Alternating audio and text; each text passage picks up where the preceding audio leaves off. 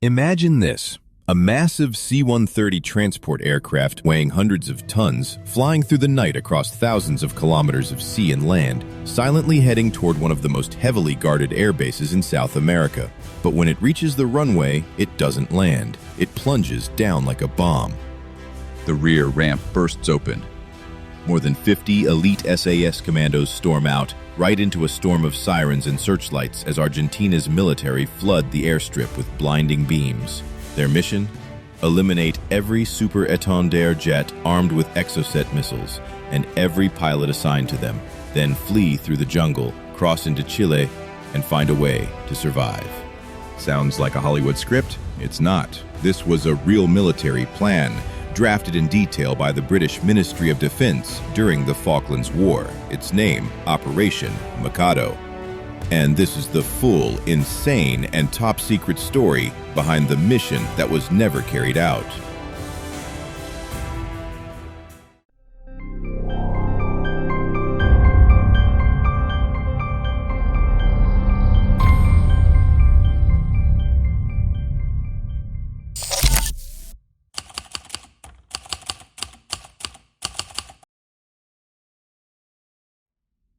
May 1982.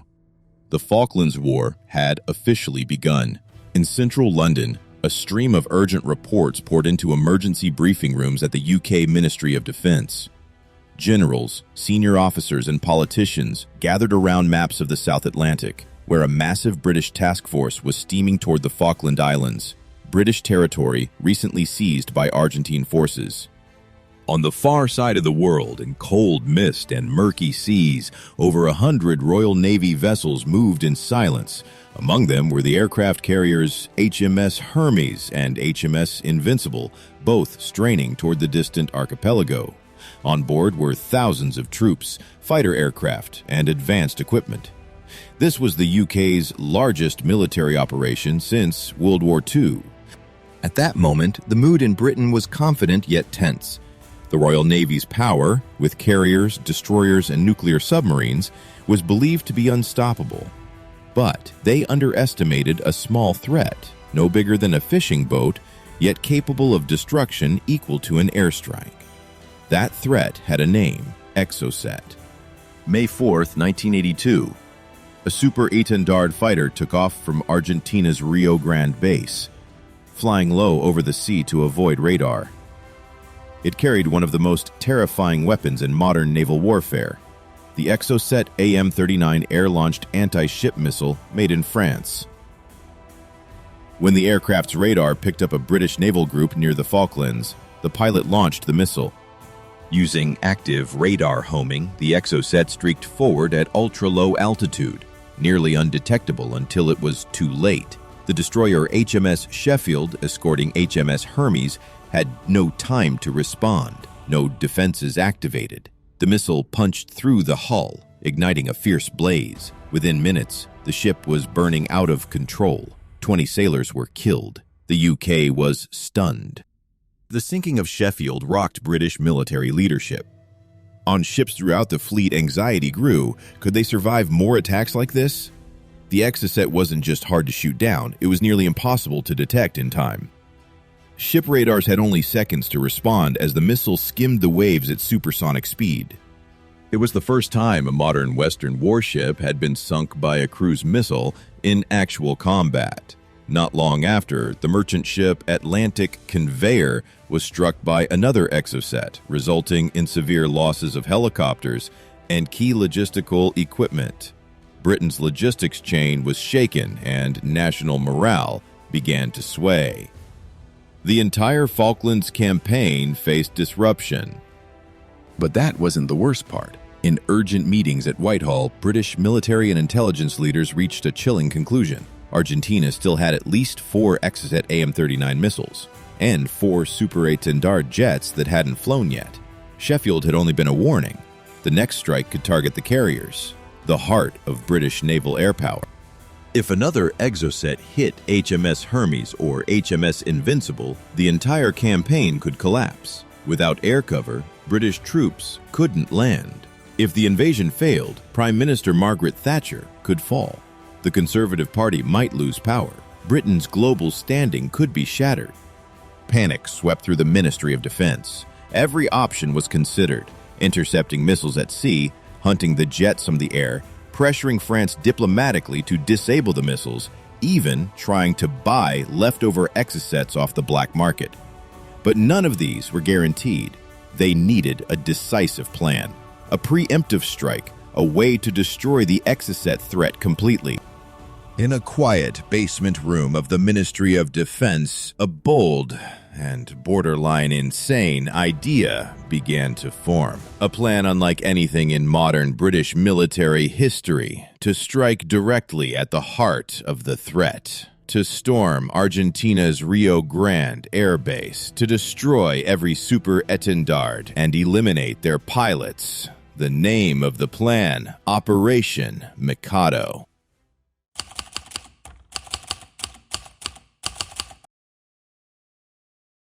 Inside one of the secure, lightless briefing rooms deep within the UK Ministry of Defense, an idea began to form, not from some grizzled, battle-hardened general, but from a growing, unbearable feeling, the sense of losing control. The British, proud of their long and storied naval tradition, suddenly found themselves paralyzed by a threat they hadn't anticipated. The Exocet missile was unlike anything they'd faced before. It was stealthy, accurate, and terrifying, not because of how many there were, but because there seemed to be no way to stop them. They needed to strike back. And not in the usual way, waiting for the enemy to show themselves and then firing back. What they needed was a strategic assassination. Dozens of ideas were thrown onto the table: bombing the airbase from the sky, launching cruise missiles from submarines, jamming Argentine radar systems. One by one, each was dismissed. Too risky, too imprecise, too likely to escalate the war. And then, casually, someone asked the question that changed everything. What if we send special forces directly into Rio Grande? Someone laughed, thought it was a joke, but the room went quiet. The smile faded, and a plan began to take shape. Rio Grande was no ordinary target. It was one of Argentina's most important military air bases, located deep in the south of the country, close to the Chilean border. And it was here that the Super Étendard aircraft, the ones armed with Exocet missiles, were based. These were the jets that had sunk Sheffield and could do it again.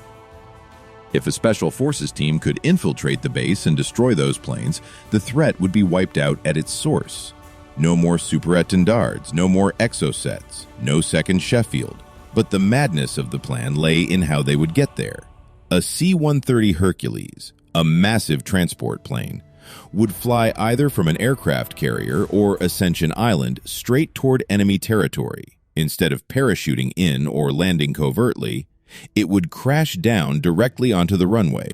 And from the belly of the plane, more than 50 SAS operatives would pour out, right into the heart of the enemy base, under the searchlights and alarms of one of South America's most heavily guarded airfields. Not a stealthy insertion, not a jungle infiltration, but a lightning strike, a sledgehammer to the head. The mission? To assault Rio Grande Air Base, destroy all Super Étendard, wipe out the Exocet missile stockpiles, kill the pilots, and take any relevant intelligence they could get their hands on. The original version of the plan was even bolder. A single C-130 Hercules would carry over 50 SAS troops across thousands of kilometers of ocean, approaching Rio Grande from the least defended direction. It would land directly on the runway, disembark the team, and launch a shock assault on the base. While the attack unfolded, the Hercules would remain on the tarmac with engines running, prepared to fly the team out once the mission was complete. If the plane was still operational, they would take off and head straight to Punta Arenas, Chile, across the border into neutral territory. If not, the entire team would go on foot, trekking nearly 50 miles, about 80 kilometers, through harsh wilderness to reach the Chilean border and escape. And precisely because it sounded completely insane, the enemy would never see it coming. The man who proposed the idea was Brigadier Peter de la Billière, commander of the British Special Air Service. He knew that if it failed, his name and his regiment's reputation might never recover. But if it worked, it would become a stuff of legend, one of the boldest raids in the history of special operations. Training began almost immediately. They rehearsed landings in the Scottish Highlands, simulating emergency drops on rough terrain using temporary airstrips and Hercules aircraft. The plan was given a name, Operation Mikado. Named after a Japanese emperor, a word that evokes power, divinity, and untouchability. The name was half ironic, half serious. It reflected the madness of the mission and its ambition to strike directly at the heart of the enemy, into a place no one dared to reach. When Operation Mikado was officially drafted, it was no longer just an abstract idea tossed around in meeting rooms. It now had a code name, a designated commander, selected units, and even a projected launch date. And the deeper the British planners delved into the specifics, the clearer one thing became. This plan was reckless to the point of absurdity.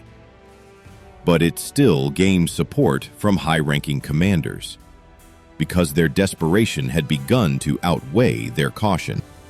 The SAS strike team was to be flown into Argentina on board a C-130 Hercules transport aircraft. No fighter escort, no early warning radar, no in-flight refueling, no return plan. The mission would begin from Ascension Island, an isolated British airbase in the middle of the Atlantic. From there, the Hercules would head south, sweep past Tierra del Fuego, then penetrate Argentine airspace flying at ultra-low altitude, before reaching Rio Grande Air Base by midnight. As it neared Rio Grande, the C-130 would descend to an altitude of just 10 to 15 meters above the ground, lower than most treetops to avoid radar detection. Then, at that suicidal height, the aircraft would plunge toward the runway like a missile in a straight-line charge resembling a combat landing by an assault ship. At the moment of impact, the rear ramp would burst open, unleashing 55 elite SAS soldiers. They would fan out into multiple strike teams, hitting separate targets simultaneously. The Hercules would only shut off its engines if it hit an obstruction. If the aircraft remained flyable, it would make for Punta Arenas, Chile to land. If disabled, the SAS team would be forced to exfiltrate on foot. Primary objectives: destroy all Super Étendard aircraft at the base, Argentina's only jets capable of launching Exocet missiles, eliminate the handful of pilots trained to fire them, highly specialized and irreplaceable assets, sabotage Rio Grande's fuel depots, radar systems, and control infrastructure. If possible, seize any intelligence, maps, documents, or plans relating to Argentine operations. There would be no rescue, no extraction aircraft, no pickup teams waiting. After completing their mission, the SAS would begin a ground escape through the wilderness of Tierra del Fuego, an unforgiving region with no trails, no settlements, freezing temperatures, and brutal terrain. Their goal? Reach the Chilean border, roughly 100 kilometers away, and cross into friendly territory. Chile was politically aligned with Britain and could offer temporary political asylum. Nobody expected full survival. In fact, nobody expected even half the team to return. But if just one man succeeded in destroying the remaining Super Étendards, the Falklands War could turn decisively in Britain's favor. That was the price the Ministry of Defense was willing to pay. Although the plan was framed as a smart do-or-die strike, its foundation rested on a series of dangerously flawed assumptions. There was no verified intelligence that Super Étendards were actually based at Rio Grande at the time. No accurate count of the aircraft, their specific locations, or the whereabouts of their pilots. Almost zero intel on the base's defenses. Worst of all, Argentina was already on high alert. They knew Britain was getting desperate. At first, British commanders pictured Rio Grande as a modest military airfield exposed to harsh Patagonian winds, isolated and overlooked, a soft target where SAS could strike and vanish. But reality, like a slap in the face, was far different. According to recon and intelligence reports, Rio Grande was closer to a mobile fortress than an airbase. Blizzards raged around it day and night. Visibility was poor, and nighttime temperatures could drop below minus 20 degrees Celsius. Ironically, these brutal conditions made it the perfect hiding place, a hardened shell for Argentine forces to amass weapons, fortify defenses, and shelter troops. The base was guarded by an advanced U.S.-built TPS-43 radar system, capable of long-range sweeps and tracking low-flying aircraft, the exact profile of the incoming SAS Hercules. Worse still, the base's air defenses weren't symbolic, they were lethal. The runways were ringed by real anti-aircraft firepower, 20mm Rheinmetalls, 30mm Oerlikons, and 40mm Bofors guns. These were deployed in overlapping clusters designed to create interlocking fields of fire, turning the approach corridor into a death trap. And then came the numbers. Intelligence reports estimated that, at the peak of the conflict, Rio Grande was home to over 1,200 Argentine personnel, airmen, Marines, and special forces. In contrast, the British had 55 men. The ratio, over 20-1. One British intelligence officer, stunned by the figures, remarked in a planning meeting, "This isn't a raid anymore, it's a suicide mission." And the nightmare deepened. The drop zone wasn't clearly isolated. The base sat adjacent to civilian neighborhoods, petroleum plants, and oil storage depots. Any gunfire risked civilian casualties, a political catastrophe Britain could not afford. One stray round into a refinery, and Rio Grande could erupt into an uncontrollable firestorm. And if the Hercules were shot down, the SAS team would be trapped in a frozen hellscape, outgunned, outnumbered, with no rescue, no fallback plan, and no chance to negotiate. Even veteran SAS officers, seasoned in Oman, Northern Ireland, and Borneo, agreed. They had never faced a mission with odds this bleak. Each man began to feel it, though none dared speak it aloud. If we go, we may not come back. And still the planning continued. A specially modified Hercules was deployed, equipped with extra fuel, encrypted comms, and radar evading systems. The selected SAS team was secretly relocated to an isolated training area. No outsiders were allowed to observe. Every movement was rehearsed: how to exit the aircraft after impact, how to approach the hangars, how to launch simultaneous strikes on separate targets. It was all built on one assumption: that Argentina would never anticipate a plan this insane. They were half right. And just as the final countdown began, something happened, an event that would set Operation Mikado ablaze.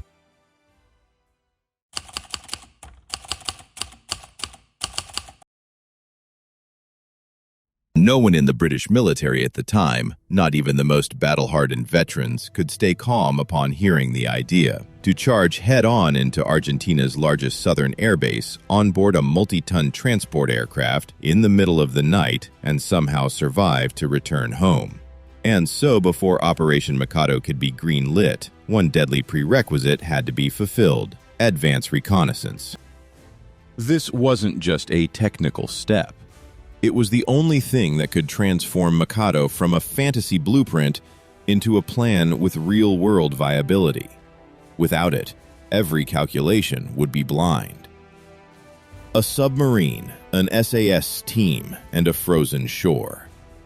The unit chosen for the recon mission was a small detachment from the Special Air Service, SAS, men selected under ruthless standards, forged through brutal training, and accustomed to a life of no tracks, no smoke, no sound. They were deployed aboard HMS Onyx, a diesel-electric submarine, not as advanced as nuclear subs, but far quieter and far harder to detect. HMS Onyx silently broke away from the main fleet and dove deep into the southeastern waters off Tierra del Fuego, not far from the Rio Grande base. Their mission was clear, but loaded with risk.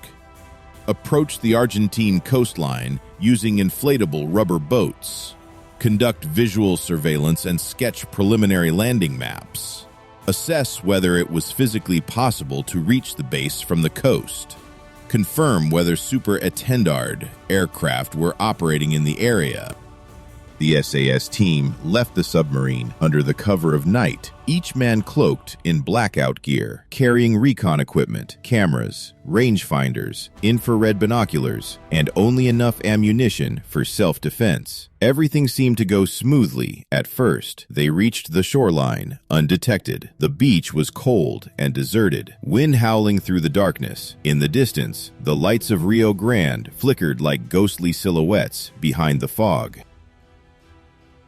The team maintained absolute silence, collecting data and taking notes with meticulous care. After several hours, they returned to their extraction point and slipped back toward the submarine. But just a few hours after their withdrawal, something happened. Something that would alter Operation Mikado's fate forever. At a small military post near Rio Grande, an Argentine patrol stumbled upon strange marks on the beach. Possibly the track of a rubber dinghy, unusual boot prints, or scraps of discarded gear. No one was sure. What mattered was this. Argentine forces were already on high alert. They knew the British were desperate over the Exocet missiles and capable of anything to eliminate them. The report of a possible intrusion quickly reached base command. Within hours, the entire Rio Grande area was elevated to its highest state of alert. Radar teams went on 24/7 shifts. Anti-aircraft batteries were loaded and ready. Guards were doubled, and the Super Étendards were towed into hardened shelters and placed under heavy protection. At the same time, Argentine commanders began to speculate. Were the British preparing to do something truly reckless? And as it turned out, that was exactly what the war rooms in London were plotting. Inside the UK Ministry of Defence's command center at Whitehall, the encrypted report from HMS Onyx arrived. The intel gathered was highly valuable. It confirmed that Rio Grande did house the Super Étendards and that the terrain was accessible. But the enemy now knew there had been an intrusion. No further analysis was needed. The single most critical asset of Operation Mikado, surprise, was gone. What had once been envisioned as a lightning raid that might stun Argentina into disarray was now facing a grim future. SAS soldiers being ambushed in every corner of the airbase, torn apart by machine gun fire and flak as they landed, or worse, captured alive and paraded on TV as the failed pawns of Britain. A few officers in the general staff, even some who had championed Mikado in the beginning, began shifting their stance. They no longer believed this was a gamble worth taking, and if it wasn't winnable, then perhaps it wasn't worth playing at all. In the fluorescent-lit war rooms of the Royal Air Force, Operation Mikado was still being drafted, but it had now veered in a different direction. Riskier, bolder, and more grounded in reality than the fantasies that preceded it. The original plan, airdropping 55 SAS soldiers into Rio Grande aboard a C-130 Hercules, had been dissected from every angle. After endless meetings between Air Force planners, intelligence officers, and special operations representatives, it was finally deemed suicidal. No one doubted the courage of the SAS, but everyone knew, even if they made it to Rio Grande, they were unlikely to make it back alive. So, a new idea emerged. Instead of a full-scale assault, there would be a reconnaissance insertion first. A small team, just 3 men, would be flown aboard a Hercules straight toward Rio Grande, then parachute into remote terrain. Their mission: confirm the location of Super Étendard aircraft, radar installations, and air defenses, and evaluate the real ground conditions near the base. If feasible, they might sabotage targets using remote charges. But above all, they were there to gather enough intelligence to decide whether Operation Mikado should proceed. The new plan sounded more reasonable, but it was still extremely dangerous. The RAF began preparing a specially modified Hercules, tail number XV-179, for the pioneering mission. This was a long-range transport aircraft adapted for extended flight without in-air refueling and outfitted for covert parachute operations in freezing conditions. The RAF labeled it a penetration mission, a deep, secretive incursion. No media outlet was informed. No commander outside the theater was allowed to interfere. Everything was kept in total secrecy, not just for operational security, but for a more pragmatic reason. If they failed, Britain would deny all knowledge. On May 17, 1982, Hercules XV-179 lifted off from Ascension Island carrying 3 SAS operators, survival kits, communications gear, and a direct order. Observe, don't engage, unless absolutely necessary. The Hercules flew a silent route, avoiding all Argentine radar. It hugged the sea at just 60 meters altitude, skimming the horizon in total radio silence. The flight lasted hours, cutting through cold air and dark waters. On board, no one spoke. The pilot focused intensely. The 3 operatives sat like statues, mentally bracing for the worst. As they neared Rio Grande, the aircraft slowed. The rear ramp opened. The 3 men stepped to the edge and hurled themselves into the void. Wind screamed like a banshee as they vanished into the night. They landed near Tolwyn, a desolate region between Rio Grande and Ushuaia. Windy, cold, covered in dense shrubbery and soaked ground. But terrain wasn't their only problem. Shortly after landing, the nightmare began. First, they were blown off course by strong winds and poor nighttime visibility. The team didn't land together and spent hours trying to regroup in an uncharted communication dead zone.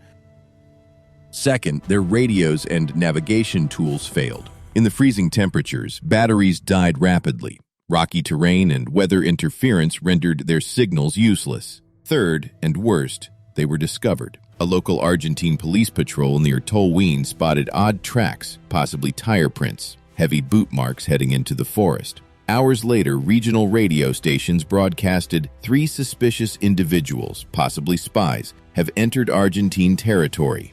Operation Mikado had just shifted from secret op to full-blown crisis. News of the infiltration reached the Argentine government quickly. A nationwide manhunt was ordered. Hundreds of soldiers, police, and civil guards swept the southern Andes and towns near Rio Grande. Roadblocks sprang up. Every truck and car was searched. Meanwhile, the SAS trio was alone in brutal wilderness. No food, no resupply, no idea how close they were to being surrounded. Their only option, total radio silence, take the longest, most indirect path northwest, hoping to find an extraction point near Chile. If lucky, maybe a submarine or Allied aircraft would find them. They ate snow to stay hydrated, cut boot leather into makeshift ties, and slept in dugouts or rocky shelters to survive the cold. The real fear wasn't gunfire or airstrikes, it was isolation. Total, freezing isolation in a land where every step could lead to capture or death. But hope was faint. Operation Mikado, the boldest order ever handed to SAS, had become nothing more than a whispered name lost in the icy wilderness of South America. Yet its consequences haunted both sides. The British, burdened by what might have been, the Argentines, unsettled by how close they'd come to being struck in their own backyard.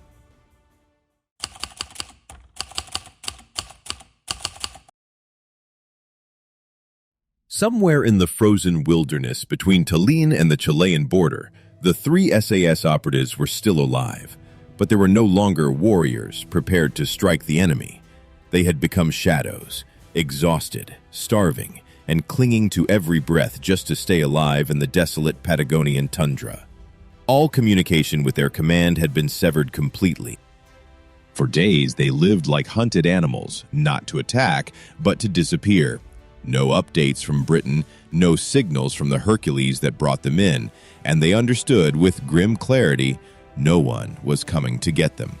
At the same time, in London, alarming intelligence reports reached the Ministry of Defense. Argentine security forces had detected signs of a foreign infiltration, very likely British soldiers. The risk of leaving behind physical evidence was now unavoidable. Equipment, gear, perhaps even weapons. If Argentina publicized proof, Operation Mikado would be exposed, and Britain would face a diplomatic disaster of unimaginable scale. Prime Minister Margaret Thatcher, fully committed to the Falklands campaign, could not afford any misstep that might jeopardize her fragile political footing. An emergency meeting was convened in Whitehall. The conclusion was blunt and final. Operation Mikado was officially canceled. From that moment on, all references to the mission were scrubbed from official records. All contact with the SAS team was suspended. Even within the British military, knowledge of the operation was confined to a select few. It was a cold decision, but a necessary one. In the freezing darkness of southern Argentina, the 3 SAS operatives eventually reached the vicinity of the Chilean border. After trekking hundreds of kilometers through forest and marsh, they entered a zone with limited access to civilian broadcasts. There, hidden among trees, they tuned into radio frequencies, hoping to catch anything from the UK, and discovered they were being hunted. Once again, they vanished into the forest. Only after several more days, when they were certain the search parties had fallen behind, did they enact their final option, a covert crossing into Chile, a country that, though under dictatorship, was quietly sympathetic to Britain during the Falklands War. Chile's military intelligence had already been secretly cooperating with the British, sharing radar data and monitoring Argentine movements. When the SAS team stepped onto Chilean soil, they were immediately detained by local forces. But instead of being treated as infiltrators, they were quietly classified as British citizens requiring repatriation, a subtle maneuver by the Chilean military to avoid sparking a diplomatic crisis. Once their identities were verified, the 3 men were discreetly placed aboard a civilian flight, routed through Santiago, and returned to the United Kingdom, in absolute silence. No ceremony, no medals, no citation of service. They returned like ghosts, walking away from a mission that had never officially existed. At Whitehall, Operation Mikado was quietly filed away into the steel drawers that only the highest-ranking officers were authorized to open. But it was never forgotten. Operation Mikado was never fully carried out, but it left a deep mark on the minds of British military strategists. Through this mission, they came to realize a core truth. When facing asymmetric threats like the Exocet missile, not even elite special forces or air power are enough without accurate intelligence, meticulous preparation, and a practical escape route. The operation also revealed a sobering reality. Even a globally respected force like the SAS was not a magic weapon. They could strike, ambush, and kill, but they could not replace diplomacy, policy, or long-term strategy. In the end, the Exocet threat wasn't solved by Mikado. It was neutralized through other means. Quiet diplomacy with France to restrict missile component supplies, U.S. support in electronic warfare, and precision Harrier strikes against Argentine radar systems, crippling the Super Étendards by cutting off their guidance data. In June 1982, British forces officially retook the Falkland Islands. The war was over. Yet Operation Mikado, an operation that never appeared on any modern battlefield map, remained one of the boldest, riskiest, and most implausible missions ever conceived by the British Ministry of Defense. If we'd carried out Mikado, it would have been another Entebbe, or a disaster like Dieppe, one senior officer later remarked. And in the end, no one could truly know what was averted by walking away. Thank you for watching. If you enjoyed this story, feel free to subscribe, turn on notifications, and share this video with others. See you in the next mission.